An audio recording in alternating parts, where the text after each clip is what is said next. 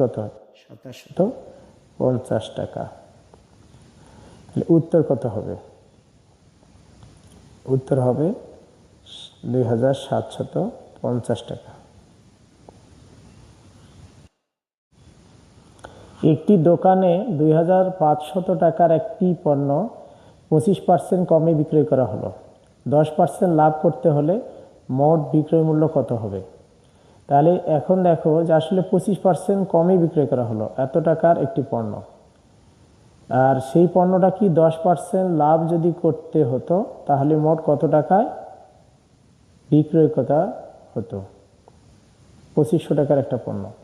তাহলে মূলত এখানে মোট বিক্রয় মূল্য কত হতো সেটা এখানে আসলে প্রথম কন্ডিশন অনুযায়ী দেখো যে 25% কমে বিক্রয় করা হলো, তাহলে সেক্ষেত্রে তার বিক্রয় মূল্য কত ছিল? তাহলে এখানে আবার মোট বিক্রয় মূল্য কত হবে? 10% লাভে বিক্রয় মূল্য কত হবে?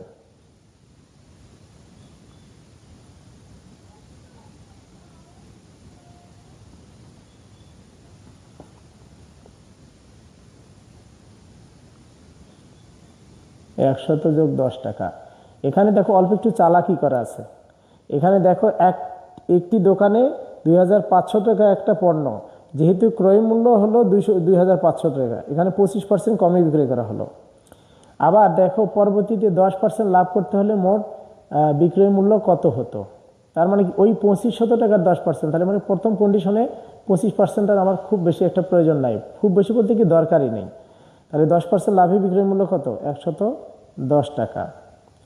তাহলে এখন দেখো যে ক্রয় মূল্য যদি 100 টাকা হয়, ক্রয় মূল্য 100 টাকা হলে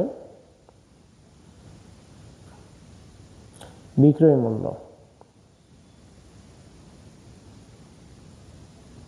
কত টাকা হবে?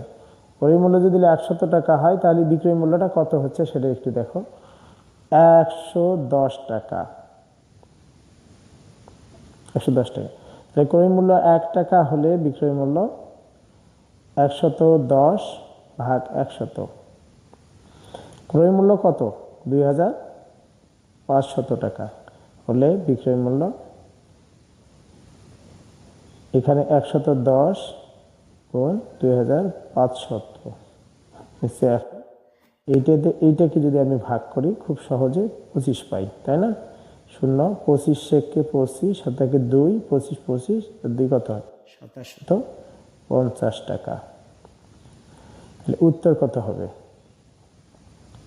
উত্তর হবে 2750 টাকা।